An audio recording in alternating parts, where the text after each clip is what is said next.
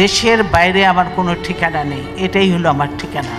শোকের দিনে চলছে পিকনিক, লালমনিরহাট টিটিসিতে অধ্যক্ষের আয়োজন নিয়ে প্রশ্ন। দেশের প্রথম নারী প্রধানমন্ত্রী, সাবেক প্রধানমন্ত্রী ও বিএনপি চেয়ারপারসন বেগম খালেদা জিয়ার মৃত্যুর খবরে যখন সারা দেশ শোকাহত, ঠিক সেই দিনই লালমনিরহাট টেকনিক্যাল ট্রেনিং সেন্টার টিটিসিতে আয়োজন করা হয় পিকনিক। জানা যায় এই আয়োজনের নেতৃত্ব দেন উক্ত প্রতিষ্ঠানটির অধ্যক্ষ আইনুল হক। শোকের দিনে এমন আয়োজন ঘিরে স্থানীয়দের মধ্যে দেখা দিয়েছে ব্যাপক প্রতিক্রিয়া ও প্রশ্ন। আজ 30 ডিসেম্বর 2025 দেশের রাজনৈতিক ইতিহাসে এক শোকাবহ দিন। দেশের প্রথম নারী প্রধানমন্ত্রী বেগম খালেদা জিয়ার মৃত্যুতে রাষ্ট্র জুড়ে চলছে শোক। সরকারি ও বেসরকারি বিভিন্ন প্রতিষ্ঠানও বাতিল করেছে সব ধরনের বিনোদনমূলক কর্মসূচি, কিন্তু এর ব্যতিক্রম দেখা গিয়েছে লালমনিরহাট টেকনিক্যাল ট্রেনিং সেন্টারে। 30 ডিসেম্বর 2025 দুপুর 1:45 এই রিপোর্ট করা পর্যন্ত আমাদের প্রাপ্ত তথ্য অনুযায়ী টিটিসির অধ্যক্ষ আইনুল হকের নেতৃত্বে শিক্ষক ও কর্মকর্তা কর্মচারীদের অংশগ্রহণে আয়োজন করা হয় দিনব্যাপী পিকনিক। পুরো দেশ যখন শোকের আবহে, তখন একটি সরকারি প্রশিক্ষণ প্রতিষ্ঠানে এমন আয়োজন কতটা যৌক্তিক তা নিয়ে উঠেছে প্রশ্ন। এই বিষয়টি জানতে অধ্যক্ষ আইনুল হকের সঙ্গে যোগাযোগের চেষ্টা করা হয়।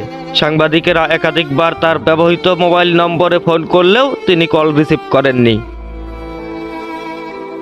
এই বিষয়ে সেখানকার শিক্ষক ও কর্মচারীদের একটি অংশের দাবি, পিকনিকটি আগেই নির্ধারিত ছিল, তবে শোকের দিনে সেটি স্থগিত না করায় তৈরি হয়েছে বিতর্ক। সচেতন মহল দাবি করছেন শোকের দিনে এটা উচিত হয়নি, সরকারি প্রতিষ্ঠান হলে আরও দায়িত্বশীল হওয়া দরকার ছিল। বিশেষজ্ঞদের মতে শোকের দিনে বিনোদনমূলক কর্মসূচি বাতিল করা কেবল শিষ্টাচার নয়, এটি একটি নৈতিক ও প্রশাসনিক দায়িত্বও বটে।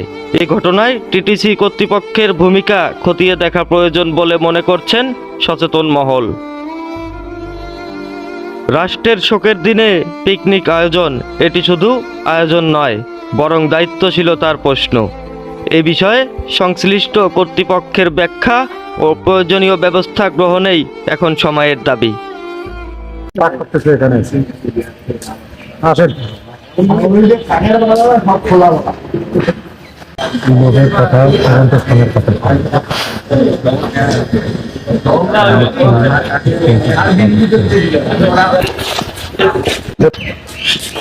আমার কলেজের সামনে সেটটা এটা আসার আবার দাঁড় একদম